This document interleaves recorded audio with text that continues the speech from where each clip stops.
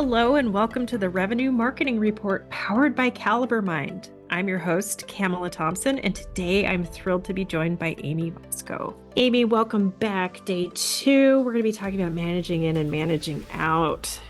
Man, where do you want to start? You know what? Let's start managing out and then we'll talk managing in. Yeah. You start with the harder one. I like it. I like it. Well, let's talk about what are red flags for you. Not all of us have a ton of experience managing, so we haven't developed that spidey sense for the red flags that we know don't work for us. Yeah. So what are some signs for you that you need to start having some conversations around expectations and setting the stage? Yeah.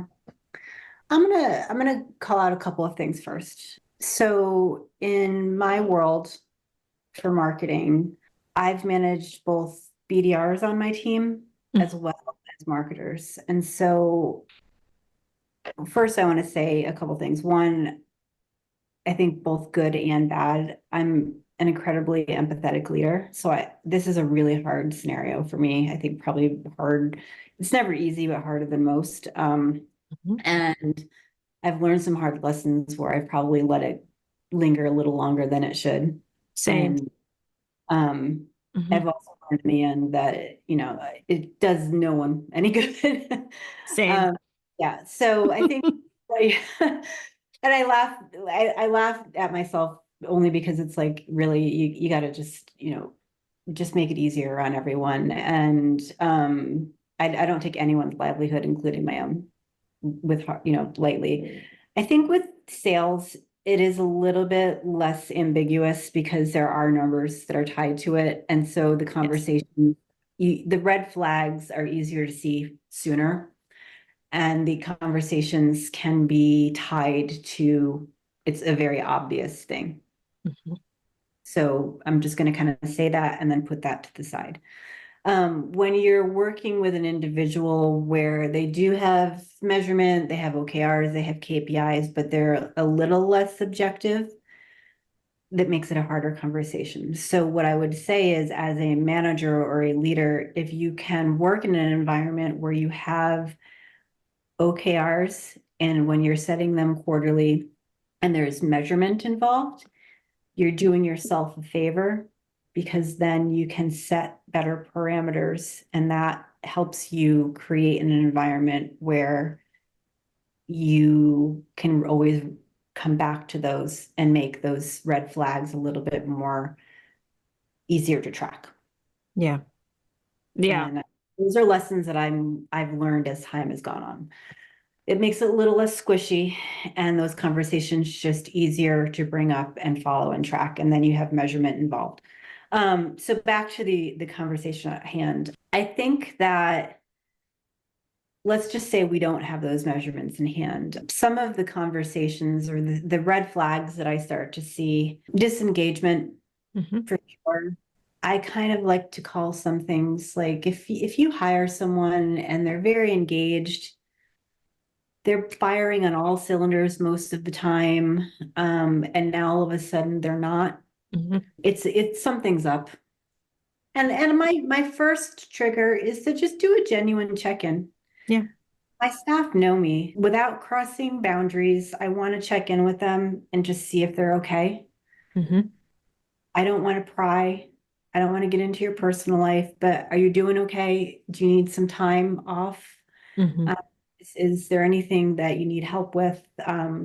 Everything, those types of conversations. Everyone's adults.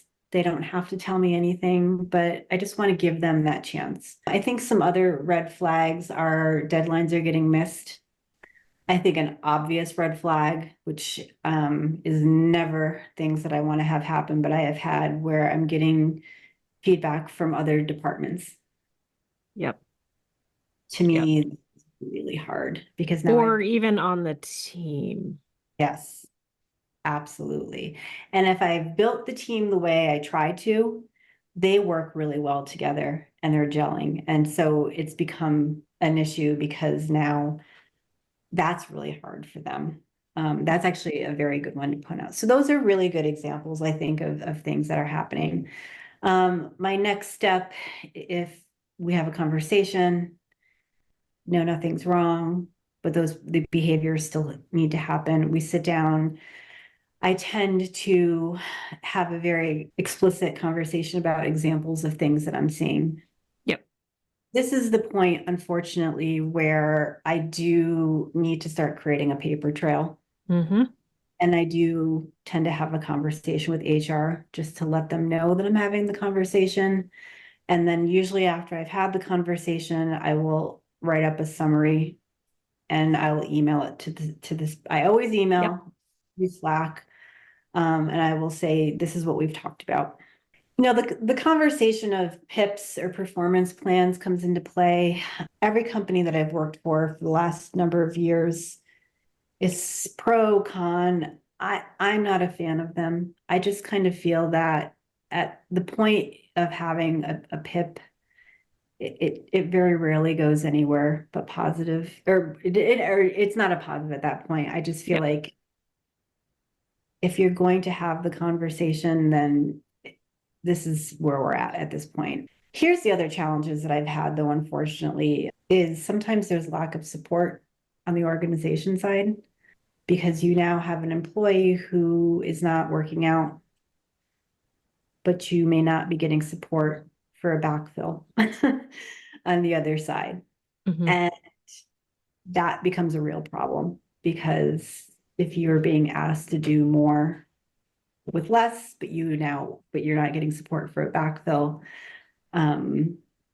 it just can be a challenge of a juggle. And I've had scenarios where I second guess myself, what's that, like, so it's just a challenge all around. But unfortunately, at the end of the day, if the employee is just not performing, is the help you're getting helping you or hurting you at the end of the day? So, Right. And I think the biggest struggle, especially for a new manager who doesn't have a lot of experience screening people, is when the performance isn't as much of an issue as personality conflicts.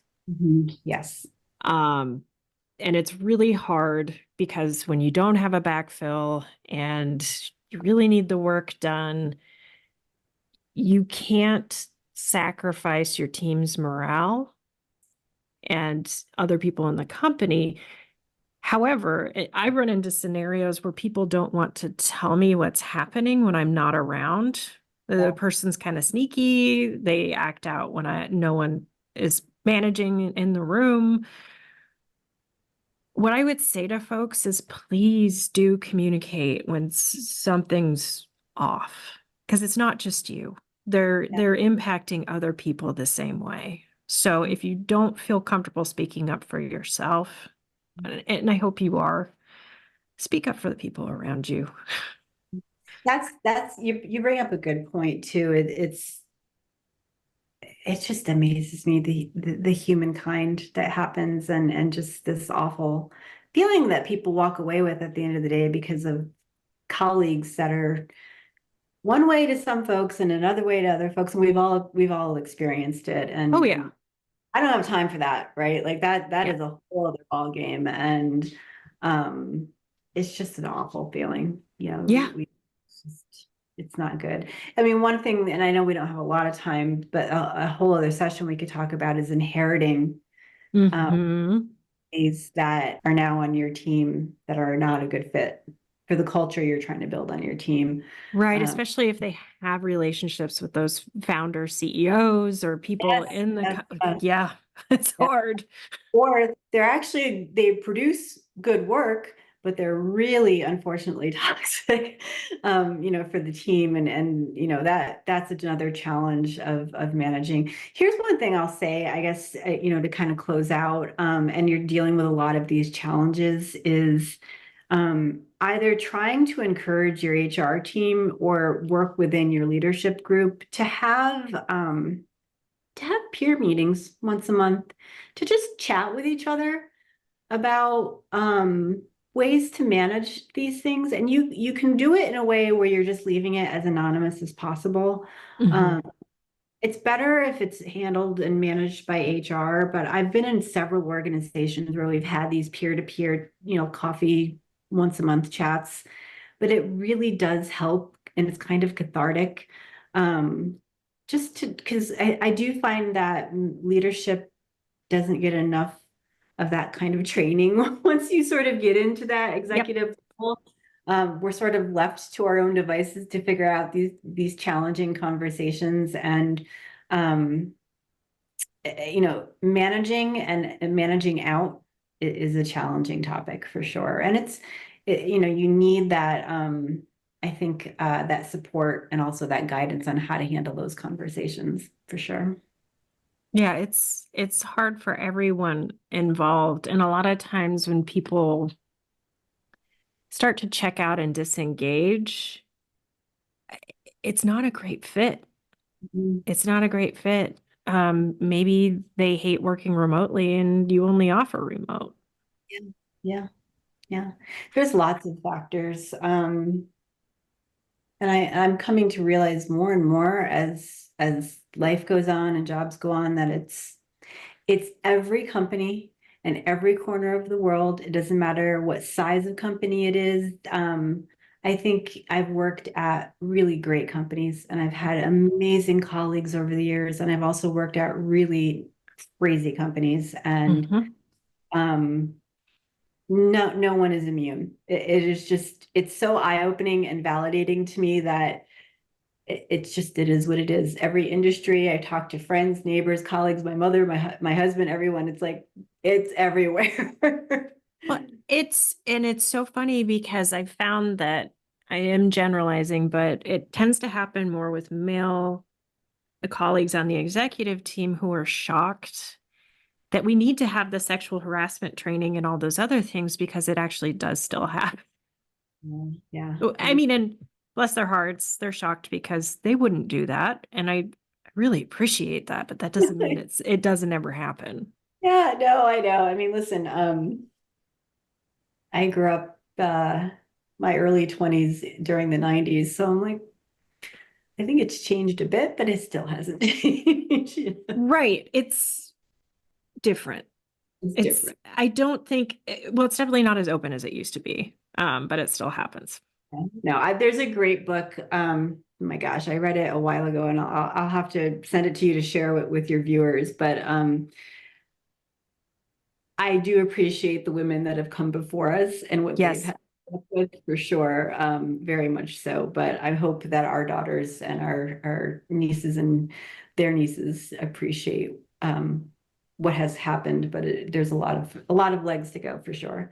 Well, and I've seen it inflicted on men too. It's, eh, everyone can misbehave. Please don't. I guess I'd say. Yes, that's for Well, sure. let's touch briefly on managing in. We've talked a bit about what doesn't work, what are red flags. I think that ties really well into what we're looking for. So, Um, this is just as hard, yeah, really hard, because I've interviewed thousands of people over my career at this point, and I can confidently say that I can recognize the duds pretty quickly yeah, at this point. There's yeah. there um there I won't say who, I wouldn't remember anyone. There was one really, really bad interview once. It was so bad that I kept going just out of curiosity to see what else would come out of this gentleman's mouth, because I was like, wow. Oh, I had someone show up in a bathrobe and same. I should have just ended it then, but I was really Yeah. Wow. Okay. Tell me more. Okay. Yeah, I think that you really so tell me a little bit about what you're curious about, I think, and then we can kind of focus in on that because there's so many different directions to go. I I think a behavior, I'm gonna just give you like a behavior that kind of drives me nuts in some leaders who limit themselves by not hiring people who are smarter than them and feel threatened. Yeah. So maybe we talk a little bit about the benefits of knowing your own limitations. So I'm glad you say that. Our mutual friend, Jen, Yes. um, said something to me years ago it just sticks with me. You know, she looks to hire people smarter than her. Mhm. And I've carried that with me forever, which I do. When I'm building a team, I can recognize where my weaknesses are, right? It's where are the people that are going to help me build faster and scale faster so that I can make sure that my team is a complete running engine so that my entire organization is going to have exactly what we need. We're not going to be perfect. No one's perfect, right? But I need to identify what my company needs, where our goals are. How are we going to meet the company where it is so that we can build fast and furious and just skyrocket out, right? So build smarter than us. I also want us to mesh as well as we can together. Mhm. So talking about a little bit of what we talked about with managing out, we want to try to find a decent personality fit, also personality fit across departments. You know, the company that I'm doing fractional work right now, I'm helping them with some interview process. And I interviewed a person the other day, great fit, probably wasn't going to mesh well with some pretty critical key stakeholders. So Mhm. didn't end up working out. Um, and so those are critical pieces. So I think you're right in that capacity. Like you've got to think about all of these different moving parts. And I don't care if they're smarter than me in those areas. I know what I do well, and that's why I've been hired for that piece, right? Mhm.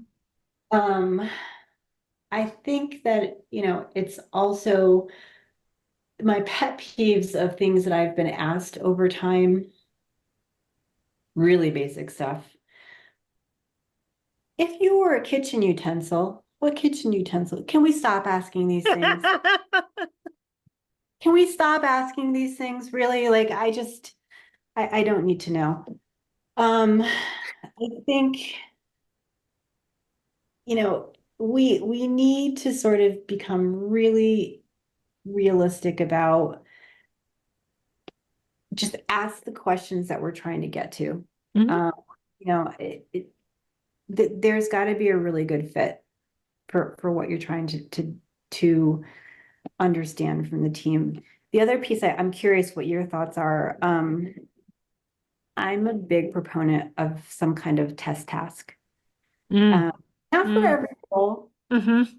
but I hire a lot of demand generation people, a lot of ABM folks. I've hired, you know, BDRs, and I do think that I need to understand how articulate you're going to be able to be.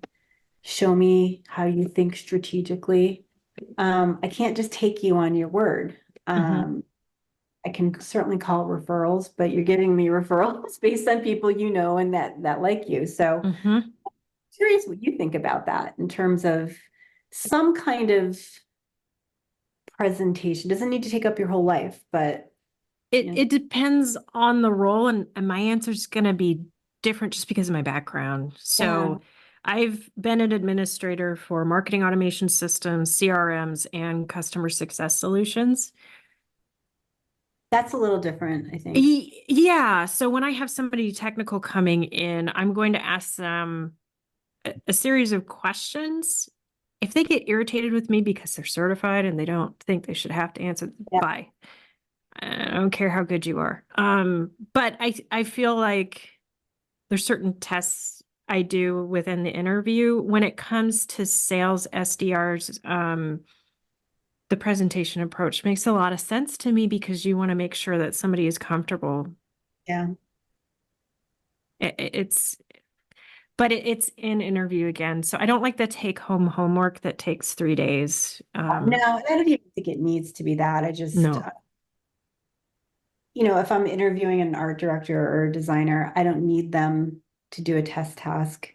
Show me Yeah, your portfolio, right? exactly. Yes. That's different, right? So it depends on the role. Hmm.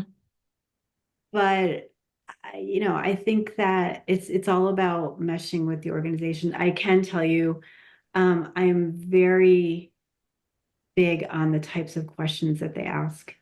Yes, it's so I, important to I, have a bi-directional conversation. I need to understand that there's a light bulb on. And please, I hope for those listening, this comes out as not, this is about me, but I've had people get on calls with me, I'm the head of marketing, and they have zero questions for me. And Yep. that worries me because there's no curiosity about the company, about, what's our thought process, what's our messaging, what's our, you're not thinking about anything that has to do with how we're positioning ourselves or how do we contribute to the rest of the organization to hit our numbers or any of those things. Or Gosh, just something as simple as no thank you email. yeah. Like Oh, send those. how does no one ever send a thank you email anymore? I know. I think the job market was it was like the job market spoiled a lot of folks and got people really fast promotions. And now people are offended that we point out experience and say, Yeah. not the level I thought you were coming in at. I'm sorry. And I Yeah. see a lot of people getting offended. I understand it, but at the same time, it's gonna be a no for me, dog. I feel that should never go away. Call me old fashioned, but Mm-hmm. that should just never go away. And if you Common don't, courtesy and respect. It's just show up yeah, on time, send me a thank you note, let me know ahead of time if you're gonna miss it. yes. And if you don't know my email address, send it to the HR person or whoever your main contact was. You know, I have a lot of young folks in my personal circle who are at the internship age, and I'm trying to help them, just giving them some pointers. I said, guys, I do this a lot. Just I'm letting you know, do not Mm. forget things because it should go a long way. Well, office etiquette training is a thing now for a reason, and it just is what it is. Oh dear. All right. Well, that's another rabbit hole we could go down. But unfortunately, we are out of time. So, Amy, please tell people and our listeners where they can find you online to network. Oh yeah, absolutely. So I'm on LinkedIn, Amy Vosko, and Camilla, thank you. I always love chatting with you, and yeah, I Thank you hope so much. Thank you. I really enjoy our conversations every time. This was no exception. And I will be providing the links in the show notes. Listeners, thank you so much for tuning in to the Revenue Marketing Report. Please tell 2 friends, subscribe, download, whatever you can helps. And for those of you looking for more great content like this, check out calibermind.com.